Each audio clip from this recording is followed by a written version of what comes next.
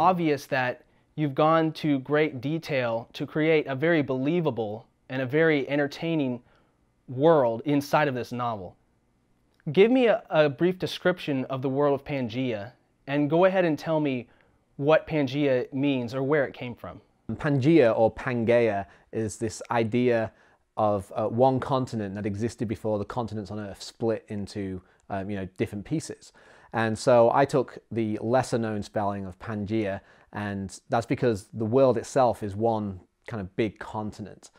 And so what I've done is there's different cultures in Pangea. The western kind of side of the culture is very tribal and nomadic, and that's full of a people called the Silures tribes.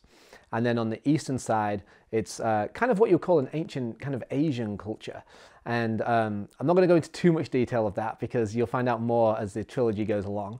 And then in the south, you have kind of these free peoples, independent city-states, a little bit reminiscent of the ancient Greek city-states that used to exist.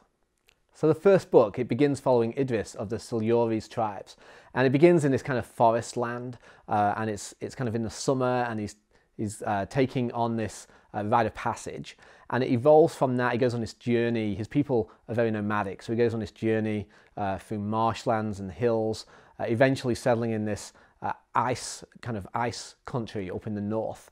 And there's a lot of kind of fantastical scenes that go on, and different creatures, everything from a giant behemoth to more magical creatures called the Chanoths. And it's a very nomadic book, so there's a lot of things in there, from the ocean to the mountains, from deserts to forests. Are there any other worlds created by other authors that you think are similar to the world of Pangea? Well, I think, in terms of how vast it is, it's similar to, obviously the one which comes to mind is Middle-earth, that everyone's familiar with. It's this vast continent where there's many different races and many different creatures interacting. But it is very original. I didn't base this off any other novel. Inevitably, I'm sure that things creep in when you're a fan of fantasy like myself and you've read a lot of fantasy novels. But it's very vast, it's very multicultural, and there's a lot of that interaction that you'll see throughout the arc of the trilogy. I also think if you're familiar with the Inheritance stories by Christopher Paolini and the Eragon book, the cultures in that book, they're very distinct and very separate. And I would say in Pangea that although it is multicultural, that they're very distinct, they're very separate.